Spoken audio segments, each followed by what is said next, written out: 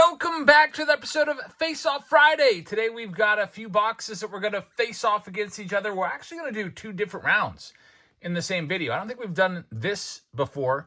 But first, we're going to go with the LOGOFRACTOR box against two of the Fanatics exclusive mega boxes.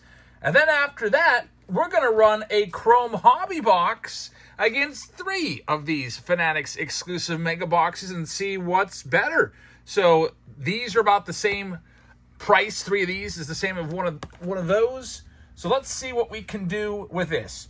First of all, the LOGOFRACTOR boxes, they go for about $150 a piece or so, maybe a little more. And these boxes, the Fanatics exclusive boxes, go for about $80 a piece. So it's a pretty even playing field here, I think. So let's go and see what's going to win. Robert has all the boxes in today's video. Robert, thank you so much for sponsoring this video. I really appreciate that. And I hope we can get you some good stuff. So we're going to start off with the Fanatics exclusive boxes. These ones have the same number of cards as regular mega boxes, 42. The difference is, instead of the special X-Fractor cards that you would get in the mega box, you're going to get those Topps refractor parallels. And also, you have a shot of pulling some nice redemptions for memorabilia. Before we start looking through these cards, I'm going to go ahead and tell you what my pick is going to be for the winning box in this matchup. I'm going to go with the LOGOFRACTORs. There is at least two numbered cards in the LOGOFRACTOR boxes, which is why there's so much. But you never know. We pull something nice out of one of these that could change the game. And we're going to start off here with the George Kirby numbered to 25. Not too shabby right there on the orange Ray Wave right there. That's a nice looking card right there. Then we've got the LOGOFRACTORs. There's going to be a bunch of those throughout. And what I'll do is I'll take out the top 5 cards from each matchup here. So the mega boxes will get 5 cards selected. Then we'll take 5 cards out of the LOGOFRACTOR box and see what was better. There's Tatis. Got Mike Trout right there, of course. Michael Wacha.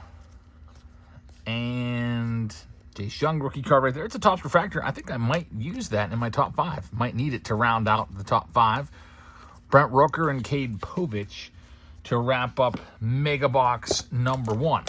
Mega Box number 2 coming up next in this first round. 2 rounds tonight. Sorry for the late uploads. Got real busy today. And how about the Pirates calling up the number 1 overall pitching prospect in all of baseball? He's number 7 overall, but he is the best pitching prospect in baseball. Bubba Chandler made his major league debut today. Pitched 4 scoreless innings, and I think he only gave up maybe 2 hits and struck out 3 batters.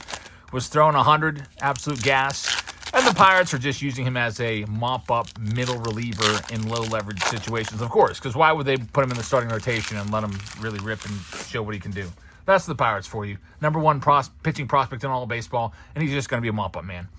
Man, do I ever freaking hate the Pirates. At least they won tonight, 9-0. That's my hometown team, if you're wondering why I'm talking about a last-place team. There's O'Neal Cruz.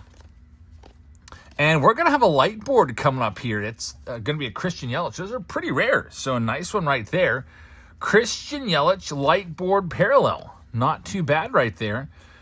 We'll see. I've got 4 cards that I've taken out definitely for the stack. That'll be my 5th one on the Roki.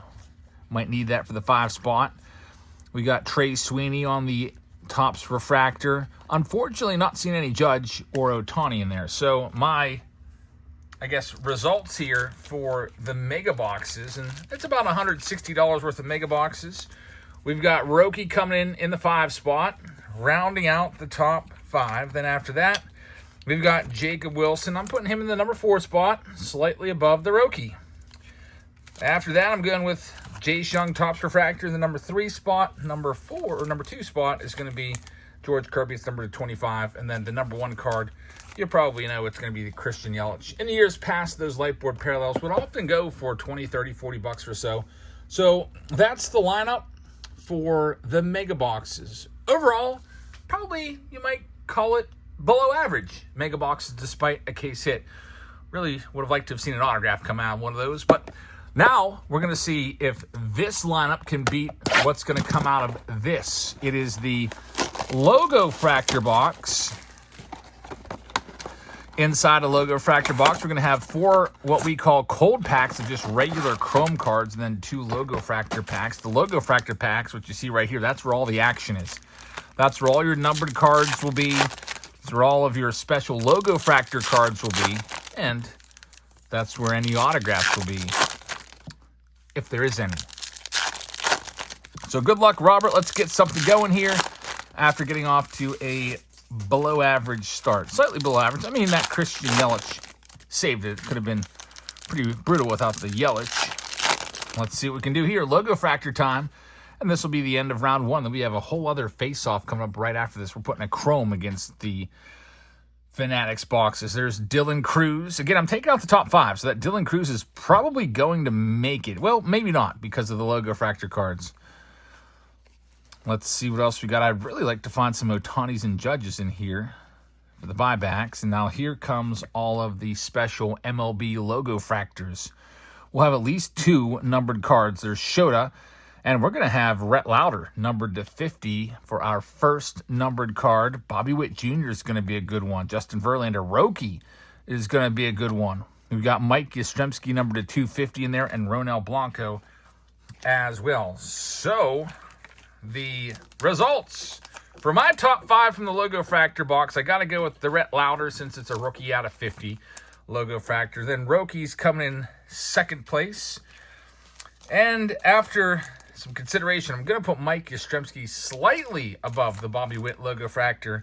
Then last but not least, it's really close between these 2 for me, but I'm going to go with the LOGOFRACTOR Future Stars of Shota Imanaga. So the big question is, which box was better? Which box or boxes was better? Was it the LOGOFRACTOR box or was it the Mega boxes? They both performed a bit below average for me. And I'm going to have to go ahead and say, I think that the Fanatics boxes won this one. It's tough to say that, but I think this beats the rest of it. So close. That Rhett Lauder is pretty nice. 50 out of 50, but that Yelich light board saved the day for the Fanatics boxes. So Fanatics boxes 1, LOGOFRACTOR boxes 0. We've got another matchup for you. We're doing 2 in this one. We've got a whole-on chrome box, hobby box, against not 1, not 2, but 3 of these. So it's a very chromey video for you. Again, Robert with all the boxes. Big shout out to him for sponsoring this video. So we know you're going to have at least an autograph coming out of this for sure, Robert. And I'm hoping that we can get lucky with those Fanatics boxes. We are currently 0 for 2 in this video for autos. I'm hoping we can get you 2 autos out of these 3. We'll see what happens here. We opened a good bit of these in our Whatnot stream, and we're finding about an auto every 3 or 4 boxes. It's nothing great, nothing that's even that much different from the regular Mega boxes, to be honest with you. They are almost identical, I think. The only difference is the exclusive Topps refractors are in there instead of the X-Fractors. I'm not super impressed with the Fanatics boxes. I think they should probably be the same price. And I wouldn't be surprised if these are just going to sit on Fanatics' website if they're not going to give you a better yield. If it's a special box, I think every Mega box should give you at least a numbered card. I mean, they can do it with the LOGOFRACTOR boxes, right? So why not with these? But we're going to get off to a good start here with the purple. It's going to be Rafi Devers on the purple Ray Wave. It's numbered to 250. So maybe they will give us a numbered card in every single box. Kumar Rocker, it's the Topps Refractor. I'm going to go ahead and put that as a possibility into my top 5. Roki as well. Even though he's hurt, he still has a lot of upside. When he was over in Japan, he was throwing 103 and just dominating everybody. He wasn't right this season when he came over. Fastball dropped by like 10 miles an hour, and hopefully he can recover and be that guy again. So our first Mega Box gives us the Rafi Devers and a Judge. There we go. That's a $20 buyback card right there if he can hang on to win the MVP over Cal Raleigh. Not too bad. That Judge is definitely going to be in the top 5, I think. I'm hoping it's not number 1. Right now, it is the number 1 card. It would beat that Rappy Devers in my estimation if we were going to go ahead and put them both on the open market. All right, so it's a cumulative effort here. Again, these boxes are about $80 a piece, so 80 times 3 is $240, and that's about what these sell for on blowout cards. So it's $240 against $240 here. Even playing field. Let's see how the Megas stack up. If they can get an autograph and 2 numbered cards and a couple judges, I'd probably have to go ahead and give it to the Fanatics boxes, depending on who the auto is and who the numbered cards are. But just from a pure value standpoint, you're getting more cards for the same price with the mega boxes. It's just, are they going to give you that auto or not? You don't know. All right, here we go with Mega Box number 2, Hai-Song Kim. Decent rookie. Just a base. There we go. Tanner Gordon from the Rockies. So we get an autograph out of a Mega Box to guarantee at least 2 in this video for Robert. It is a nice Tanner Gordon rookie auto. The bad thing is he plays for the Rockies, and I can't remember a pitcher that was ever effective for the Rockies outside of maybe Ubaldo Jimenez for a season in 2010.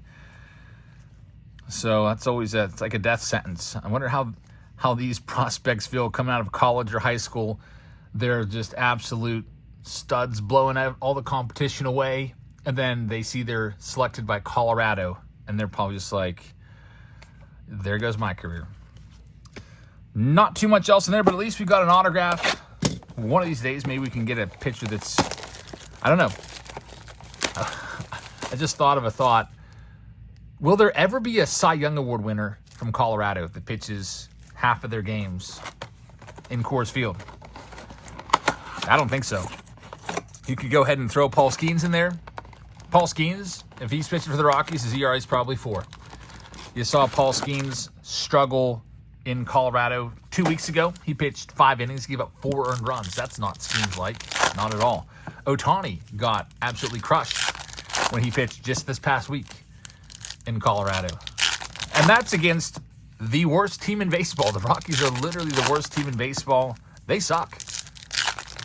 And still, they got the Skeens and Ohtani. Very interesting. Best pitcher in Rockies history would, I don't know, is it Mike Hampton? I have no idea who I would go with. There's Xander Bogaerts on the Aqua Ray Wave. That one is going to be numbered to 199.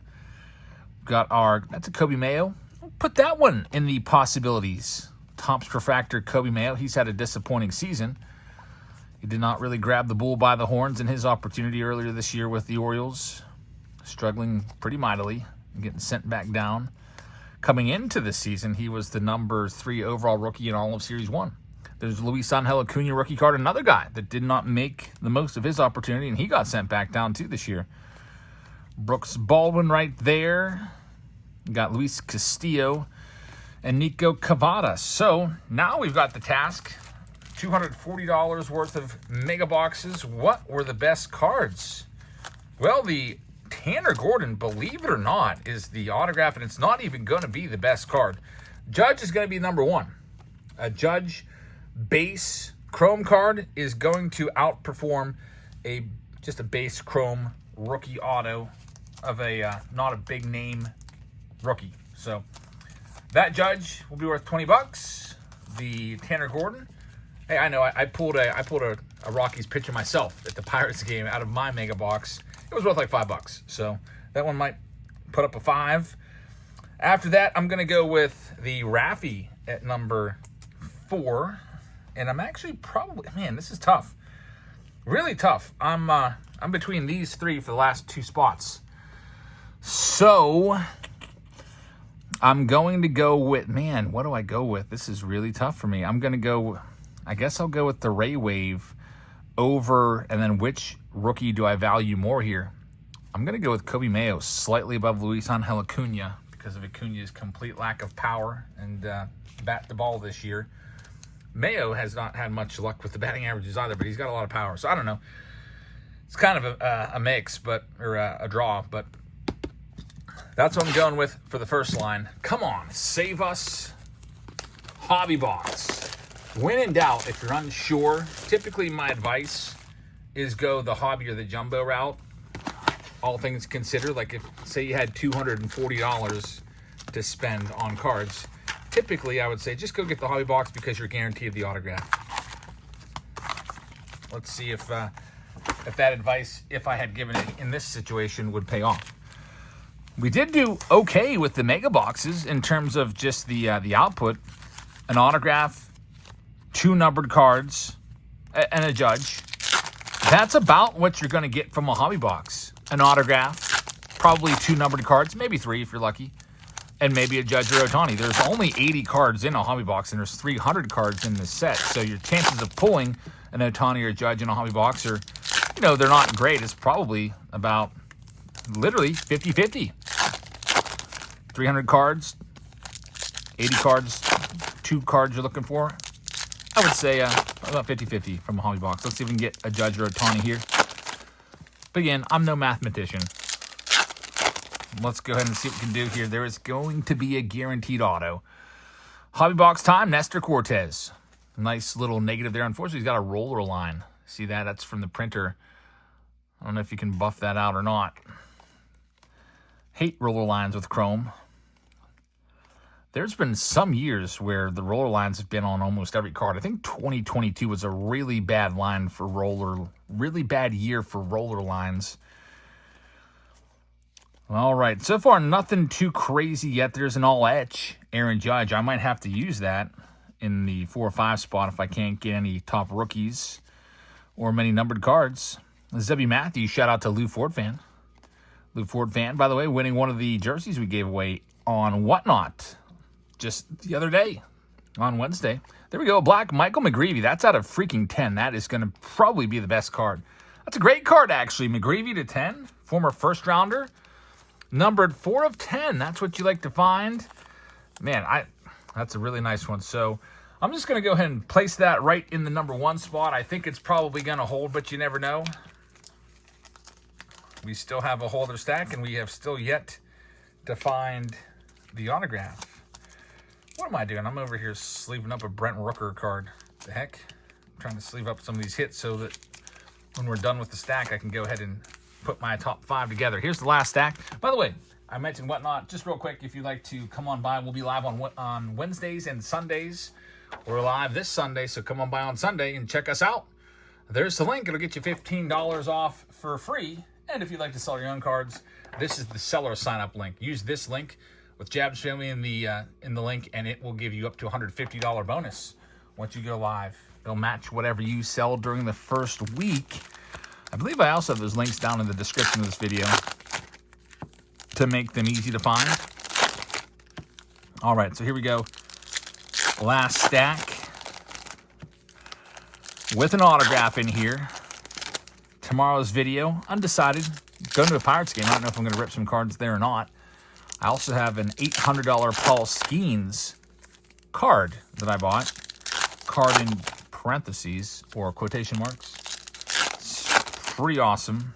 I've already seen it, unfortunately, because my wife opened my mail and it's like, hey, look at this. And I was like, I don't want to see that. I want to be surprised. We'll show that maybe tomorrow or the next day. But anyway, so we have 1 numbered card, and it was a doozy. Out of 10, no autograph yet. Let's finish off the hobby box. There we go. Ohtani to not to anything. It's a $40 card.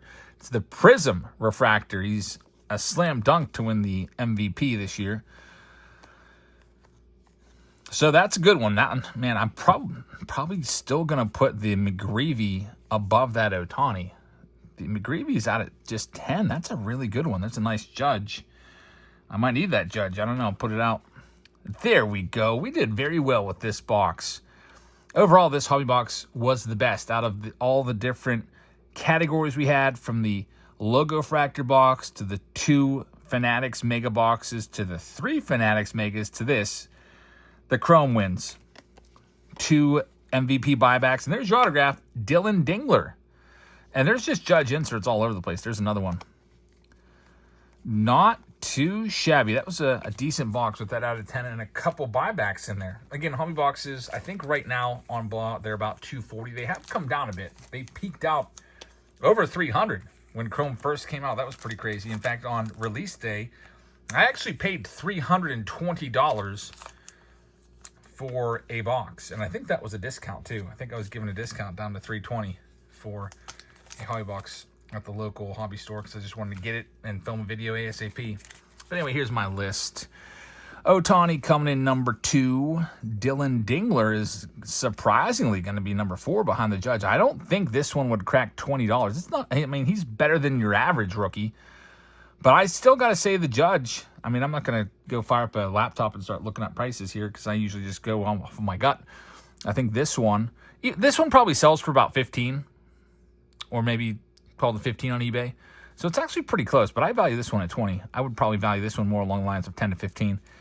And then our last card in that last spot, man, it's tough, but Nestor Cortez, even with the roller line, those are pretty rare, those negatives. So that is the lineup. It's a little off-center. Let's not be like 1979 Topps with the off-centeredness and try to center these up a little bit better. So that's the lineup. You got the hobby box on the bottom. You've got the mega boxes on the top, both produced an autograph, but it's clear that the hobby box is destroyed with the out of 10 of a first-round draft pick and a rookie at that. You got the Ohtani, that's a $40 card right there. That alone beats all 5 of those put together. You got the Judge, you got the autograph of Dylan Dingler, and the Nestor Cortez. So glad that we got a good box for that hobby box for Robert. So thank you very much for watching, everybody. I hope you guys have a great rest of your Friday night. And check us out live on Whatnot on Sunday night. Thanks for watching, and I'll see you all then. Good night, everybody.